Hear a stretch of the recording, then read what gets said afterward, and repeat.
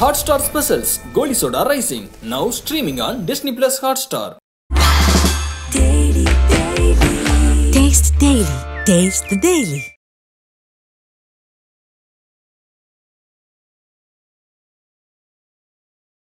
இலங்கையில் நடந்த அதிபர் தேர்தலே இந்த தேர்தல் வந்து ஒரு குழப்பமான ஒரு வித்தியாசமான தேர்தல். இது ஒன்று தான் தமிழர்களுக்கு சிங்களர்கள் பயப்படுறதுக்கு ஒரே ஒரு காரணம். ஒரு 2% தான் 1.5%லாம் டிஃப்ரெண்ட்டாக அந்த 1.5% தமிழர்கள் எந்த பக்கம் ஓட்டு போடுறாங்கன்னா அதுதான் டிசைடிங் ஃபேக்டர். ஸோ அந்த மாதிரி அந்த 1.5% ஒரு 2% அந்த டிஃப்ரென்ஸை வச்சு தான் இது பண்ணிட்டு இருந்தால் கூட அரசியலில் என்னத்தடா சாதிச்சிங்கன்னா ஒன்றுமே கிடையாது. இந்த முட்டா பசங்க தானே போட்டான். ராஜபக்சே ஃபேமிலிக்கு யார் ஓட்டு போட்டா? இதே முட்டா பசங்க தான் போட்டான். போட்டு அதிபராக்கி அழகு பார்த்தா மன்னர்னு பாட்டு எழுதுனான் கோத்தபையாக்கு. இவங்க நினச்சா மன்னர்னு பாட்டு எழுதுவான், இவங்க நினச்சா ஓட்டு போடுவான், இவங்க நினச்சா அவனை கொண்டு வரணும். எப்படி அது இந்தியா இருக்குது, அது எப்பயுமே விடவே விடாது. இலங்கை இன்னொரு பக்கம் சைனா, அதுக்கப்புறம் பார்த்தீங்கன்னா அமெரிக்கா. ஆனால் இலங்கை அரசியல தீர்மானிக்கிறது வந்து நீங்கள் சொன்ன மாதிரி இந்தியாவாக இருக்கும். இப்போ தீர்மானிச்சுட்டு இருக்கிறது அமெரிக்கா உள்ள புரிஞ்சிச்சு. இப்போ இந்த முறை இவங்க 2 பேருக்குள்ள இந்த டஃப் காம்படிஷனில் யார் வெற்றி பெறதுக்கான வாய்ப்புகள்? ரணில் இல்லைன்னா அந்த நாடு நாசம். ரணிலை போய் தானே கூப்பிட்டு வந்தீங்க, இதே வாய் தானே போய் கூப்பிட்டு வந்துச்சு. ரணிலை போல்டுச்சு, பெட்ரோல் டீசல் இல்லாமல் கேனா அலைஞ்சிங்கல்ல தூக்கிட்டு. அது 4 பேர் சொல்லத்தான் செய்வான். முட்டாள்கள் ஊழல் பண்ணிட்டாங்க, அது பண்ணிட்டாங்க, கமிஷன் வாங்கிட்டாங்க, டேக்ஸ் அதிகம் பண்ணியிருக்காரு, வரி உயர்வு பண்ணியிருக்காரு. வரி உயர்வு பண்ணால் தானே வந்து வாழை. இப்போ இங்கே சும்மா நல்லா இருக்க நாட்டிலே வரி உயர்வு பண்ணி நாசப்படுத்திக்கிட்டு இருக்காங்க. பண்ணுக்கும் கிரீம் பண்ணுக்கும் போட்டு சாவடிச்சுக்கிட்டு இருக்காங்க. அங்கே வந்து நீங்கள் வீழ்ந்துட்டீங்க. நீங்கள் எல்லாம் காசு கொடுத்தா தான் நாட்டை தூக்கிட்டு இருக்க முடியும். அதுக்கு வரி போடுறான்னு நீங்கள் சொன்னீங்கன்னா இப்போ உள்ள சர்வதேச அரசியல் சூழ்நிலை சமாளிக்கிற அளவுக்கு சஜித் பிரேமதாசா திறமையான ஆளான்றதுல பெரிய கேள்வி.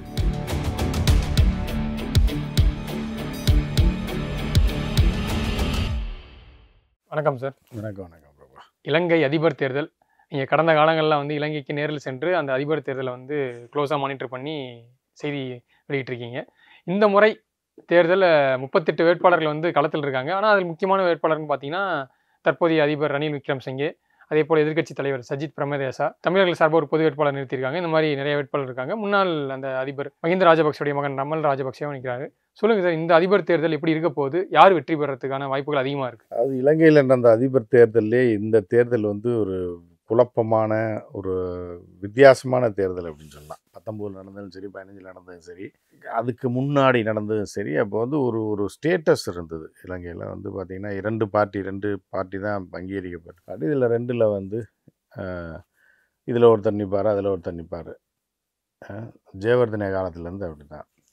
ஸோ அதே மாதிரி இப்போ இவங்க அப்பா இருக்கார், யார் நம்ம இப்போ எதிர்க்கட்சி வேட்பாளராக நிற்கக்கூடிய பிரேமதாசா. அவங்க அப்பா வந்து பிரேமதாசா, இவர் சஜித் பிரேமதாசா. பிரேமதாசா பிரதமராக இருந்தார். சைக்கிள் வெடிகுண்டில் கொல்லப்பட்டவர் தான் பிரேமதாசா.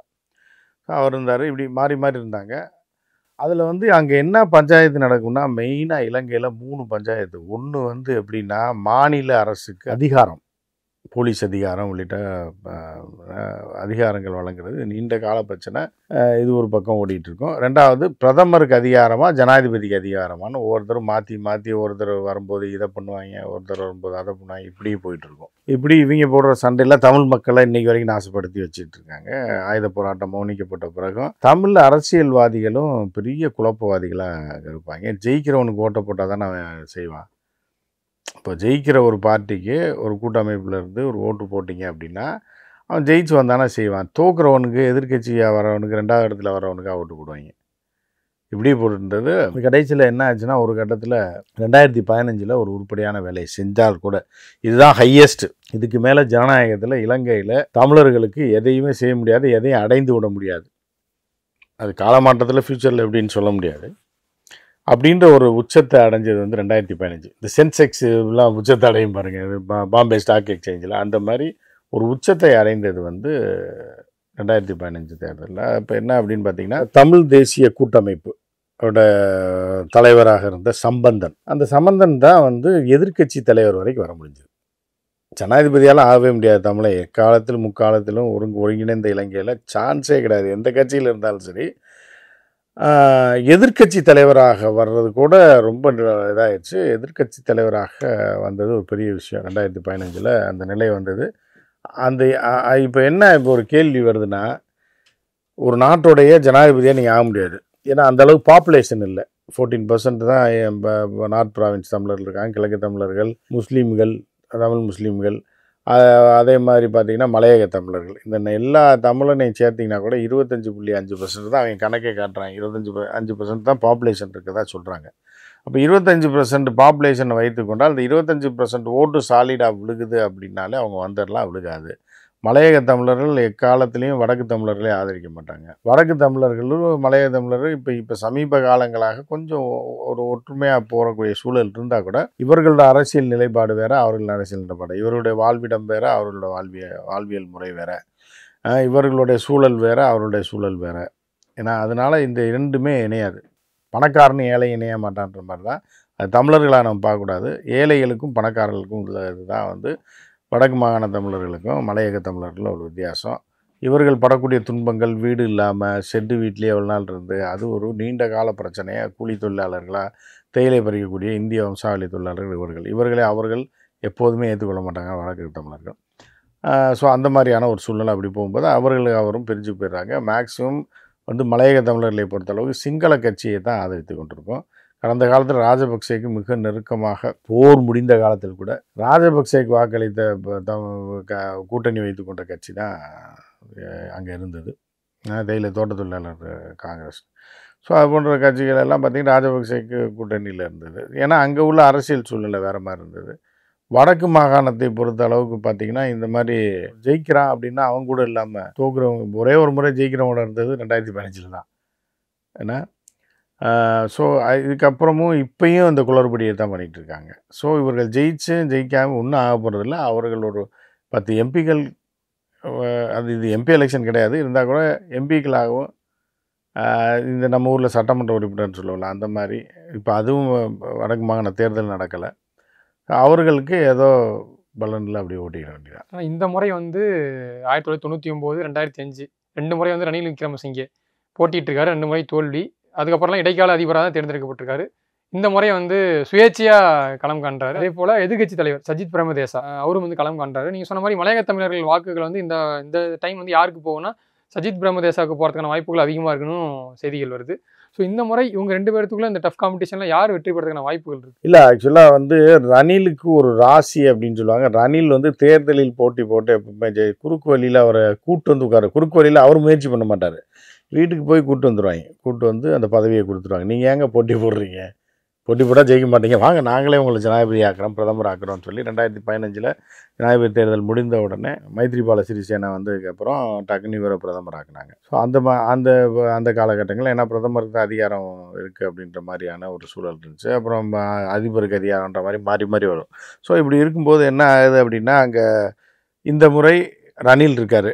இதில் ஒரு லாஜிக்காக பார்த்தீங்க அப்படின்னா கடைசி வரைக்கும் ரணில் தேர்தல் அரசியலில் பெருசாக வெற்றி பெற்றதில்லை, பிரதமராக இருந்துட்டார். சஜித் பிரேமதாசாவும் அதே நிலை தான். போன முறை சஜித் பிரேமதாசா ஜெயிக்கலை.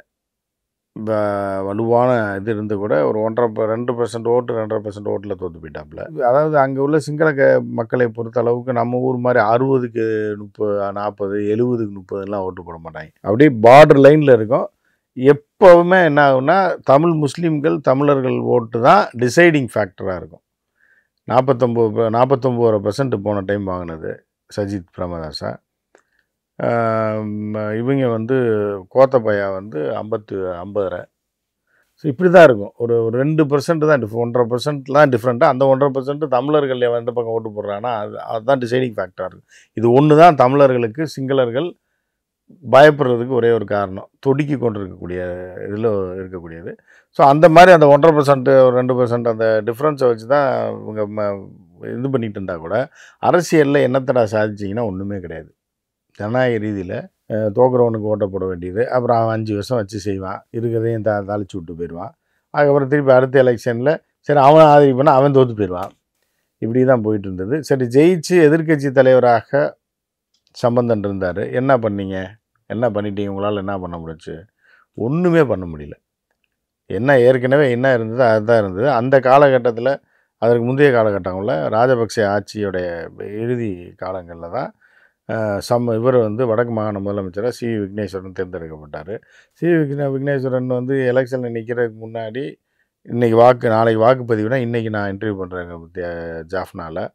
அப்போ அவர் என்னென்னலாம் செய்வார், என்னென்ன கோரிக்கைகள்லாம் இருக்குது, நீண்ட காலமாக ஈழத்தமிழ் மக்கள் எதிர்பார்க்குறது என்ன, புலம்பெயர்ந்த தமிழர்கள் என்ன பண்ண போகிறீங்க, குடியேற்றம், அப்புறம் வந்து சீரமைப்பு, அதோட வளர்ச்சி, இப்போ வடக்கு மாகாணத்தை வந்து என்ன மக்களுக்குள்ள நீண்ட கால பிரச்சனை 27 வருஷம் கழிச்சு தேர்தல் நடந்துச்சு. என்ன செய்ய போகிறாங்கன்னா, அவர் எல்லாத்தையும் சொன்னார், இதை செஞ்சுட்டு அதை செஞ்சுவேன்னு. திருப்பி 5 வருடங்கள் அவர் ஆட்சி நிறைவு பெற்றுச்சு.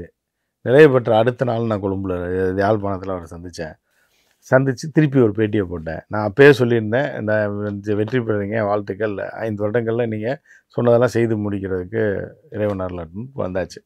அந்த 5 வருஷம் கழித்து போய் அவரை திருப்பி இன்டர்வியூ பண்ணும்போது, அவர் பதவி முடிய போகுது, இன்னும் 2 நாள் இருக்குது.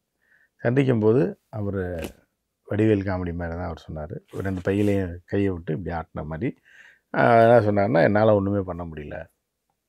இத்தனைக்கும் அவர் வந்து அந்த நாட்டுடைய உச்சநீதிமன்ற நீதிபதியாக இருந்தவர், எல்லா சூட்சமும் தெரியும், கொழும்பில் வாழ்ந்தவர், எல்லா லிங்க்கும் உண்டு. அவர் பாகுபாடு இல்லாத ஒரு மனிதன், சிங்களா தமிழெல்லாம் பார்க்க மாட்டார், அப்படி ஒரு தலைவர், நல்ல மனிதன், அமைதியான மனிதன், கரப்ஷன் இல்லாதவர்.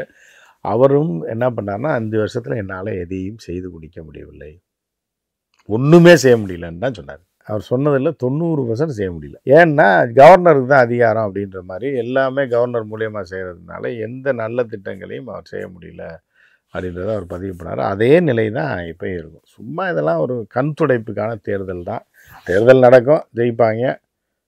யார் இப்போ சஜித் வந்து இருக்காப்புல, 4 பேரில் அனுராக் குமாரா நிற்கிறாப்புல. அனுராக் குமாரா வந்து ஜேவிபியில், அவங்களுக்கு வந்து என்னென்னா அது ஒரு வேறு மாதிரியான ஒரு கட்சி. ஜேவிபிலாம் ஜனாதிபதி தேர்தலில் வந்து போட்டி போட்டுலாம் ஜெயிக்கணும், அதுக்கான வாய்ப்பு புரட்சிகரமான கட்சி துளியோட கிடையாது. அது இன்றைக்கி இல்லை, ஆரம்பத்தில் வந்து அது புரட்சிகரமாக ஆயுதமேந்தி போராடிய காலம்லாம் உண்டு 80களில். ஸோ அனுராக் குமாரா திசாநாயக்கா வந்து பார்த்திங்கன்னா அப்படின்னா அவரும் நிற்கிறாரு. அவங்களுக்கு 2-3% ஓட்டு சாலிடாக இருக்குது. இப்போ தமிழருடைய பொது வேட்பாளராக அரியநேத்திரன் ஒருத்தர் எடுத்து வச்சிருக்காங்க. அவர் என்ன பண்ண போகிறாரா, அமெரிக்க அதிபராக போகிறாரா, என்ன பண்ண போகிறாரு அவர்? இது பூரா நாசகார செயலுங்க. உங்களுக்கு 2% ஓட்டு கூட உங்களுக்கு அதை நின்று என்ன பண்ண போகிறீங்க? இந்த எதிர்ப்பை யாருக்கு எதிர்ப்பை காமிக்க போகிறீங்க? புரியுதா உங்களுக்கு? இதெல்லாம் வந்து இப்போ டுபாக்கூர் அரசியலுங்க. அது தமிழ்நாட்டில் தான் இப்படி பண்ணுறாங்க அப்படின்னா, இந்தியாவில் தான் இப்படி பண்ணுறாங்கன்னா, இலங்கையிலே இந்த வடக்கு மாகாண தமிழர்களும் கொண்டு போய் இந்த மாதிரி நாசக்காடு இது எல்லாமே வந்து காசை வாங்கிட்டு பண்ணுறது தான். ஆனால் இன்னும் இங்கே இருக்கக்கூடிய சில தமிழர் பகுதியில் இன்னும் ராணுவ கட்டுப்பாட்டில் தான் இருக்குது. அதுலேருந்து விடுதலை வேணும்னு சொல்லிட்டு இவர் வந்தவொடனே விடுதலை பண்ணிட்டாரு. அவருக்கு ஓட்டு போட்டு மக்கள் சரி மொத்த தமிழனே 11.5% தாங்க. 11.5% தமிழனும் ஓட்டு போட்டால் கூட இவர் 10% ஓட்டு கூட வாங்க மாட்டார். இவர் எங்கே இராணுவத்தை போய் வளர்க்குறது? இதெல்லாமே இருக்கிற வாக்குகளை சிதைப்பதற்கு ஆளுங்கட்சி இப்போ வந்து சஜித் பிரேமதாசாவை தான் பெரும்பான்மையான தமிழ் கட்சிகள்லாம் ஆதரிக்குது. சரியா?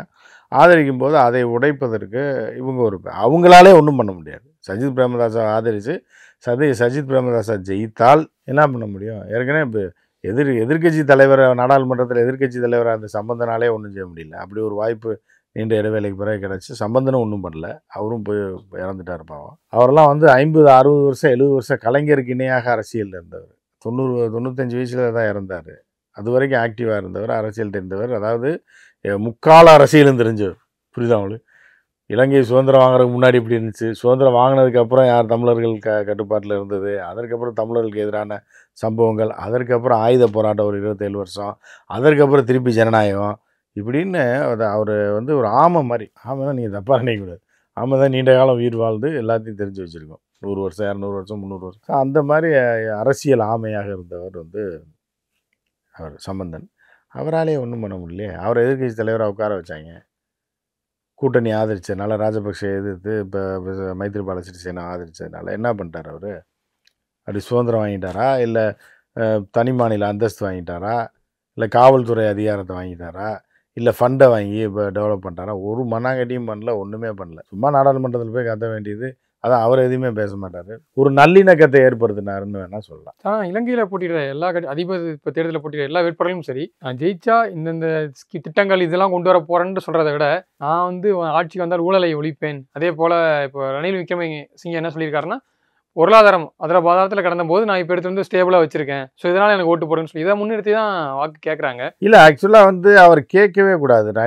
ரணிலுக்கு தான், அதாவது மனசாட்சிப்படி இலங்கை மக்கள் சிங்களர்களாக இருந்தாலும் தமிழர்களாக இருந்தாலும் வாக்களிக்கணும் அப்படின்னா நிச்சயமாக ரணிலுக்கு தான் வாக்களிக்கணும். ஏன்னா ஒரு குடும்பம் இருக்குது, சிதைஞ்சு போயிடுது. சிதைந்து போய் எல்லாம் போய் வேலை போய் ஒரு தகப்பன் இறந்துடுறாரு. அவர் ஒருத்தர் தான் வருமானம் வந்து இருந்துச்சு. 2 பொம்பளை பிள்ளை இருக்குது, 2 பையன் இருக்கான் அப்படின்னு ஒரு குடும்பம் இருக்குன்னு வச்சுங்க. அம்மாவுக்கு வேறு உடம்பு சரியில்லை. இந்த மாதிரி சூழ்நிலையில் ஒரு பையன் வந்து அந்த குடும்பத்தை காப்பாற்றி கரை சேர்த்து எல்லாம் பண்ணுறான் அப்படின்னா அந்த பையன் தான் அந்த குடும்பத்துக்கு தலைவன். புரியுதா? அந்த மாதிரி இவ்வளோ இக்கட்டான சூழல் இலங்கைக்கு வந்ததில்லை. இது யாரும் கற்பனை கூட பண்ணி பார்த்தது கிடையாது. இலங்கை இப்படி ஒரு கேடுகட்ட கேவலமான நிலைக்கு. ஏன்னா சிங்கப்பூர் அதிபரே பார்த்து வியந்த ஒரு நாடு ஒரு 40 வருஷத்தில் பார்த்தீங்க அப்படின்னா திவாலாகுது. திவாலாகி ஜனாதிபதி வீட்டுக்குள்ளெல்லாம் போய் அடித்து இது பண்ணி எப்படி மக்கள் பண்ணாங்க, புரட்சி மாதிரி பண்ணிட்டாங்க. அப்படி இருந்த சூழ்நிலையில் பெட்ரோல் கிடையாது, டீசல் கிடையாது, சாப்பாட்டுக்கே வழி இல்லாத ஒரு நிலைமை தான் அந்த புரட்சி வந்தது. ஸோ அப்போ வந்து அந்த நாட்டை வந்து யாரும் இப்போ இந்த அரசியல்வாதிகள் பூராமே ஓடி போயிட்டாங்க. புரியுதா உங்களுக்கு? சஜித் பிரேமதாசா ஏற்கனவே கேண்டிடேட்டு. ஆனால் அவரெல்லாம் இறங்கலை களத்தில். இறங்கி இதை தூக்கி நிறுத்துறதுக்கு அவருக்கெல்லாம் அனுபவம் கிடையாது. புரியுதா உங்களுக்கு? ராஜபக்சே குடும்பத்தையே அடித்து வரட்டி விட்டாங்க. ஸோ அனுபவம் வாய்ந்த வெளிநாட்டு தொடர்புகள் வாய்ந்த டாலர் இதை இன்க்ரீஸ் பண்ணுறதுக்கோ இல்லை மக்களை பசியிலிருந்து காப்பாற்றுவதற்கோ டீசல் பெட்ரோல் போட்டு நாட்டை இயக்குவதற்கோ மின்சாரம் இது பண்ணி சீர் செய்வதற்கு எவனுக்குமே அந்த அருகதையும் கிடையாது, தகுதியும் கிடையாது, எவனும் வரவும் இல்லை. அப்போ போய் எல்லா கட்சிக்கான ஜேவிபியாக இருந்தால் ஜனதா விமுக்தி பிரமுனா அப்படின்ற கட்சி தான் அந்த இப்போ உள்ள அந்த இது அனுரா நிற்கிறாப்லையா அந்த கட்சியில் வந்து பார்த்திங்கன்னா அவங்க தான் அந்த புரட்சி செஞ்சதே, தீய வச்சு கொளுத்துனது, பூரா வேலையும் செய்தது அனுரா உடைய கட்சி தான். கட்சி சார்ந்த அதோட ஆதரவோடு தான் பண்ணாங்க. ராஜபக்சே வரட்டி விட்டாங்க, கோத்தபாயை வரட்டி விட்டாங்க, எல்லாத்தையும் வரட்டி விட்டாங்க. சரி அப்போ நீ ஆட்சிக்கு வா பார்ப்போம், நடத்து.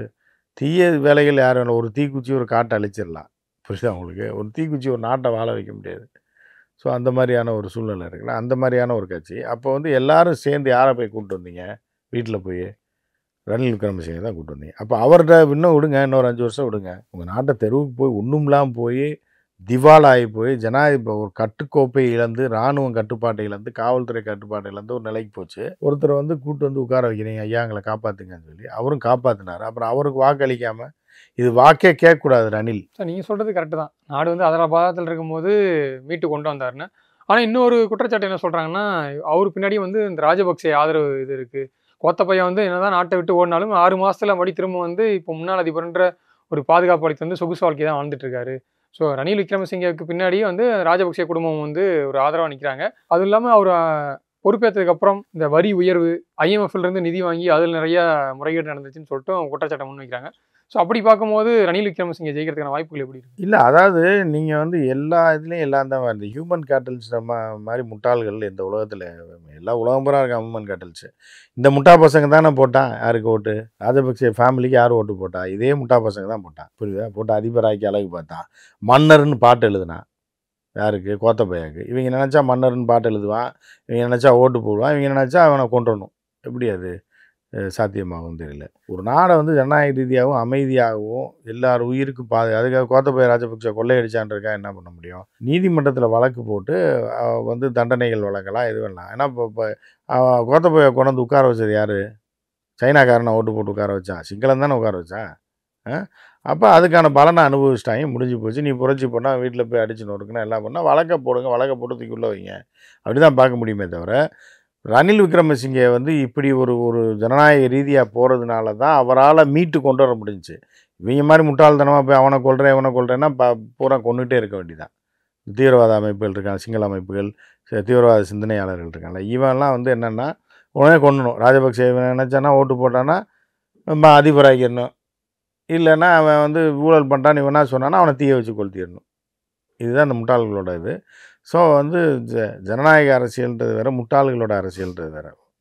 அதனால் இப்போ ஒரு ஆள் போயிருக்கா, அது வந்து ஊழல்வாதிகள் அப்படின்னு முடிவு பண்ணுறாங்க. மக்களே வந்து திரள்றான். ஒரு எம்பியை கொண்டு விட்டாங்க, ராஜபக்சே வீட்டுக்கு தீய வச்சு விட்டாங்க. எப்படி நீ என்ன எப்படி தீய வச்ச? அதை ஏலத்தில் விட்டுருந்தேன்னா எவ்வளோ காசு கிடச்சிருக்கும்? அதை பண்ணியிருக்கணும். இல்லை சட்ட ரீதியாக நீதிமன்றத்தில் வந்து பண்ணியிருக்கணும். எதுவுமே இல்லாமல் நீங்களாக திரண்டு ஓட்டு போட்டீங்க, நீங்களாக மன்னர்னு பாட்டு போட்டீங்க இது கோத்தபைக்கு.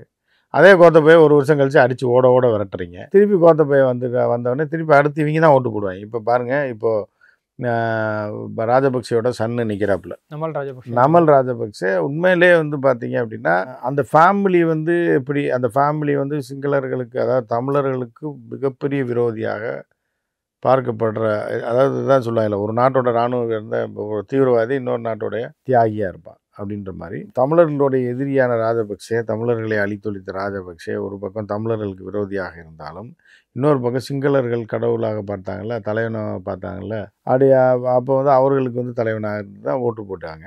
அப்புறம் அவங்களே அடித்து வரட்டாங்க அந்த குடும்பத்தை. ஸோ இதெல்லாம் விதியின் பலன் மாதிரி தான் வந்தது. நீ நீ இப்படி செஞ்ச உன்னை உன் மக்களே அடித்து துரத்திட்டாங்கன்னு.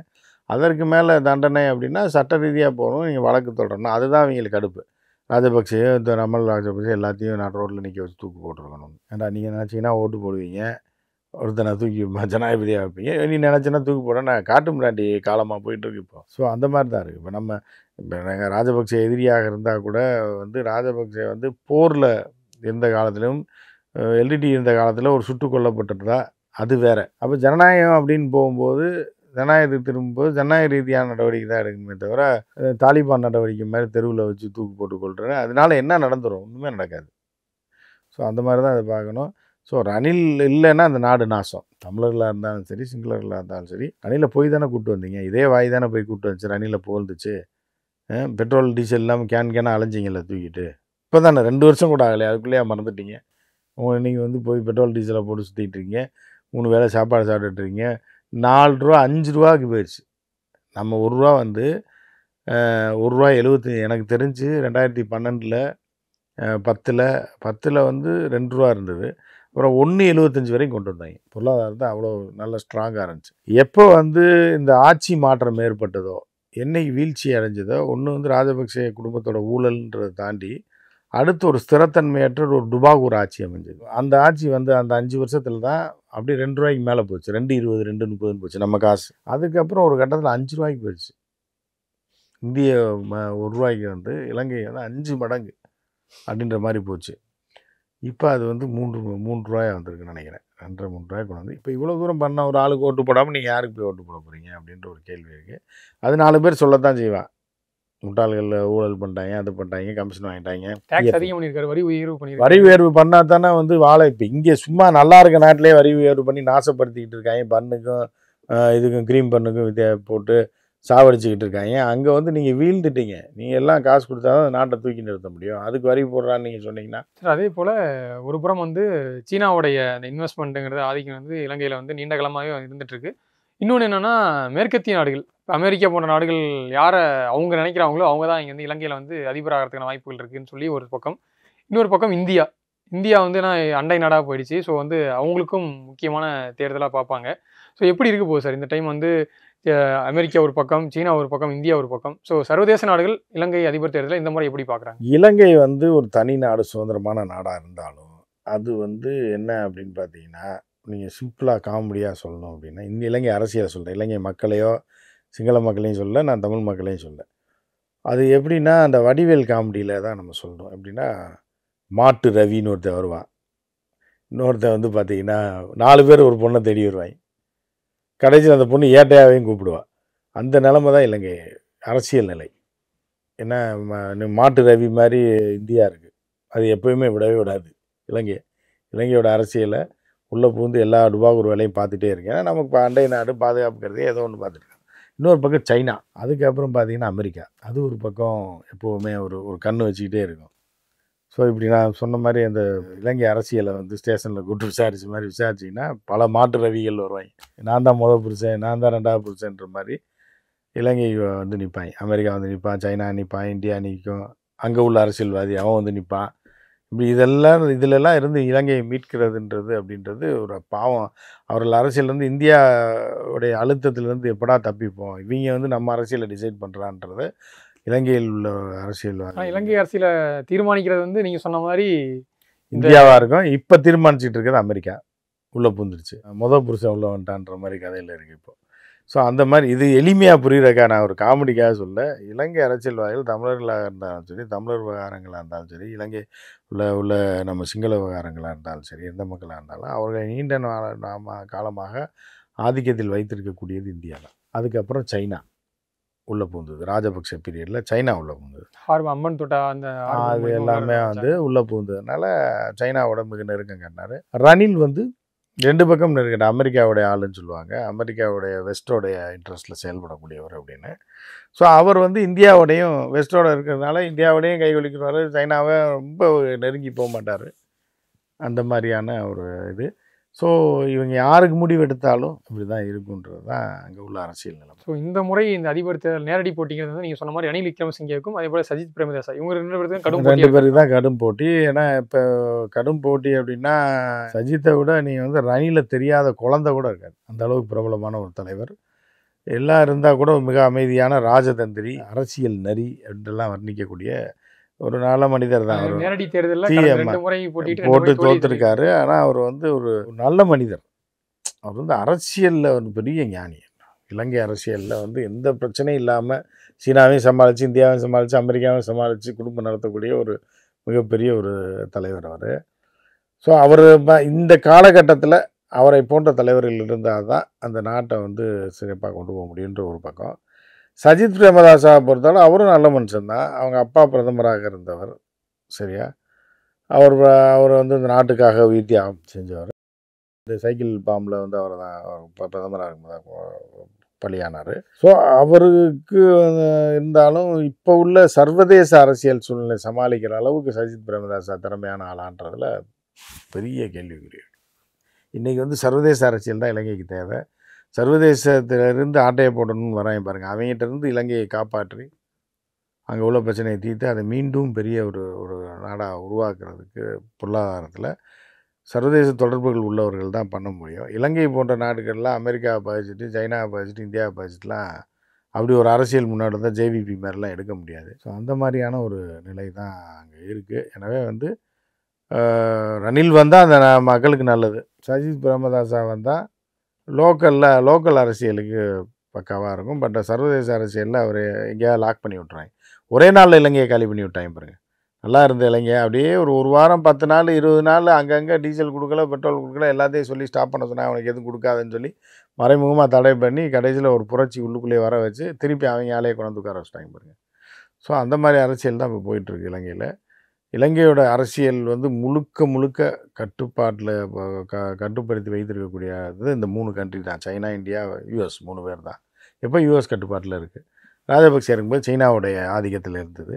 அதற்கு முன்பு இந்தியாவோட ஆதிக்கத்தில் இருந்தது. இருந்த போதிலும் இந்தியாவோட கை வந்து அங்கே உள்ள இருந்துகிட்டே இருக்கும். கண்டிப்பாக சார், நீங்கள் சொன்ன மாதிரி பொறுத்திருந்து தான் பார்க்கணும். இன்னும் சில நாட்களில் தேர்தல் முடிவுகள் எப்படி வரப்போகுதுன்ட்டு. நேரம் ஒதுக்கி இலங்கை தேர்தலை பற்றியும் அதோடைய வரலாறு பற்றியும் நிறைய விஷயங்கள் வந்துட்டீங்க. நேரத்திற்கு நன்றி சார். நன்றி. Hotstar Specials Goli Soda Rising now streaming on Disney Plus Hotstar. Taste the Daily. Taste the Daily.